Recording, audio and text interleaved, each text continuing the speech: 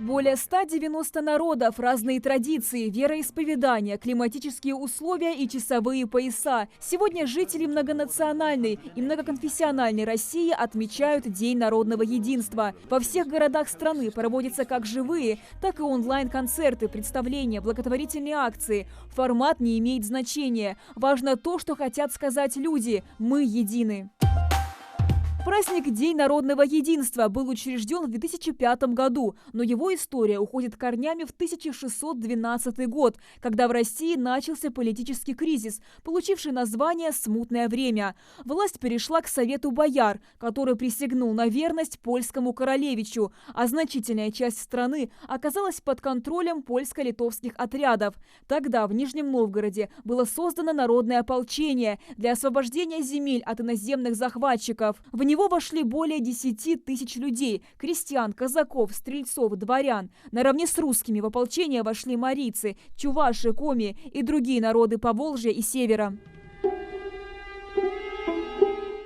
Под предводительством Кузьмы Минина и Дмитрия Пожарского 4 ноября 1612 года народное ополчение освободило Москву от польских интервентов.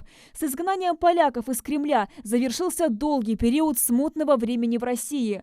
А уже в 1613 году царь Михаил Романов учредил праздник День очищения Москвы от польских интервентов.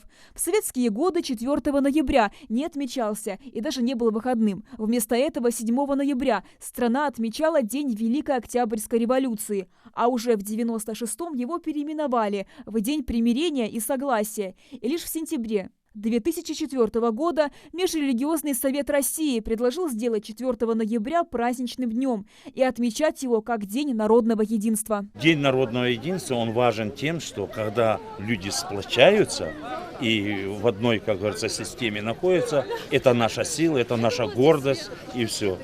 Когда это разделяется, это очень плохо, это нехорошо. Лучше быть в мире, в согласии. Это... Когда есть мир, тогда мир. Название «День народного единства» было выбрано не случайно. В пояснительной записке к проекту закона о введении нового праздника сказано: 4 ноября 1612 года воины народного ополчения продемонстрировали образец героизма и сплоченности всего народа, вне зависимости от происхождения, вероисповедания и положения в обществе. Таким образом, День народного единства вовсе не новый праздник, а наоборот, возвращение к старой традиции, которая лишний раз напоминает нам, что сила в единстве. Амина Бокова, Новости 24.